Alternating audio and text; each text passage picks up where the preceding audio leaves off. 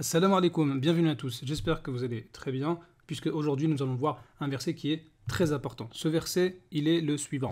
Ya ayyuhan nas, antumul fuqara'u ila Allah. Ô âmes, vous êtes les indigents et ont besoin d'Allah. Wallahu huwal ghaniyyul hamid. Et c'est Allah, lui, qui se dispense de tout, et il est le digne de louange. Alors il faut bien méditer sur ce verset-là. Sache tout d'abord que Allah Azza wa Jal, il n'a pas besoin de nous.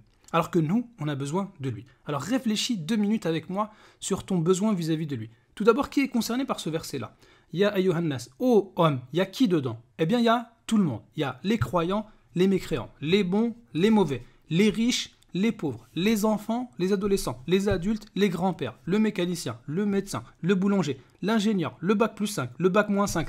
Tout le monde est dedans, on a tous besoin d'Allah Azza wa Jal, même les prophètes. Alors, en quoi on a besoin d'Allah subhanahu wa ta'ala? Eh bien, sache que sans Allah Azza wa Jal, t'existes pas. Sans Allah, t'as aucune santé. Sans Allah, t'as aucune force. Sans Allah, t'as aucune foi. Sans Allah, t'as aucune intelligence, aucune connaissance. T'as pas de famille, t'as pas d'amis. Tu peux pas travailler, tu peux pas respirer, tu peux pas manger, tu peux pas réfléchir, tu peux pas dormir, tu peux pas te soigner. Bref, sans Allah Azza wa Jal, tu ne peux rien faire. Ainsi donc, on est tous pauvres vis-à-vis d'Allah Azza wa Jal. On a tous besoin de lui. Même si t'as beaucoup d'argent et que t'as une belle voiture et une belle maison, eh bien tu es quand même pauvre vis-à-vis d'Allah Azza wa Jal. Tu as besoin de lui. Allah Azza wa Jal, c'est lui le riche al-Ghani, celui qui se passe de la création. Il n'a pas besoin de nous. Il n'a pas besoin de notre connaissance. Il n'a pas besoin de notre force. Il n'a pas besoin de notre adoration. Il n'a pas besoin de notre aide. Il n'a pas besoin d'avoir un enfant. Il n'a pas besoin de se reposer ou de dormir. Car c'est lui, Al-Hayyul Qayyum, celui qui subsiste par lui-même et par qui tout subsiste. Alors maintenant, il y a quelque chose de très important à la fin de ce verset. Al-Ghaniyyul Hamid. Allah Azza wa Jal, c'est lui Al-Ghani, le riche, qui se passe de la création, alors que toute la création a besoin de lui. Mais le verset il termine par un autre nom d'Allah Azza wa Jal, qui est Al-Hamid, le digne de louange. Imagine maintenant que quelqu'un te fait du bien, alors que cette personne, au final, elle a besoin de toi. Elle te donne, mais c'est pour qu'en retour, tu lui rendes. T'as vu, je t'ai aidé, hein, souviens-toi de moi. Il est bon envers toi, car tu peux lui être utile. Eh bien, on ne peut pas dire que ça, c'est une vraie bonté et une vraie miséricorde.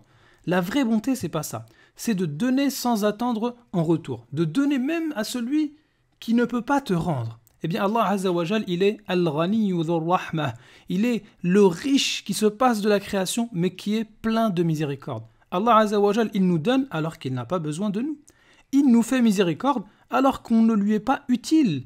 Et beaucoup de gens, malheureusement, lorsque ils sont riches, ou quand on est inutile pour eux, eh bien, ils vont nous mépriser, ils ne nous calculent pas, ils ne nous regardent même pas. Mais Allah Azza wa Jal, malgré le fait que ce soit le plus riche, il t'appelle. Malgré le fait que tu lui sois inutile, il te fait miséricorde.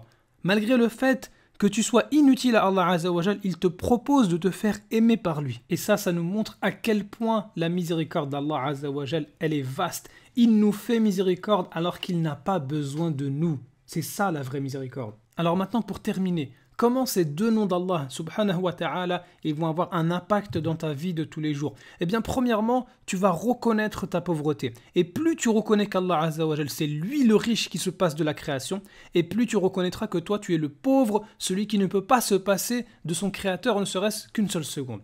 Deuxièmement, en méditant sur ce verset, et plus tu reconnaîtras ta pauvreté, et plus tu deviendras plus riche.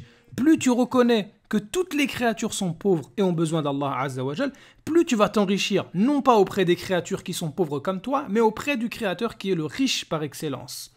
Troisièmement, tu seras aimé par Allah Azza wa Jal, puisque le prophète alayhi salatu wassalam nous dit que Inna Allah yuhibbul abd at-taqi al-ghani al-khafi. Allah Azza wa Jal aime le serviteur pieux, riche et discret.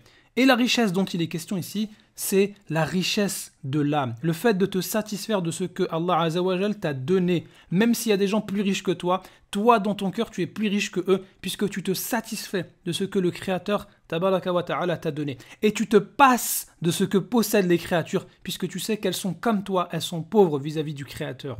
Ainsi, si tu te passes de ce que possèdent les créatures et que tu te contentes de ce que te donne le Créateur, eh bien tu seras un serviteur riche, aimé par Allah Azza wa Jal, qui est le riche par excellence.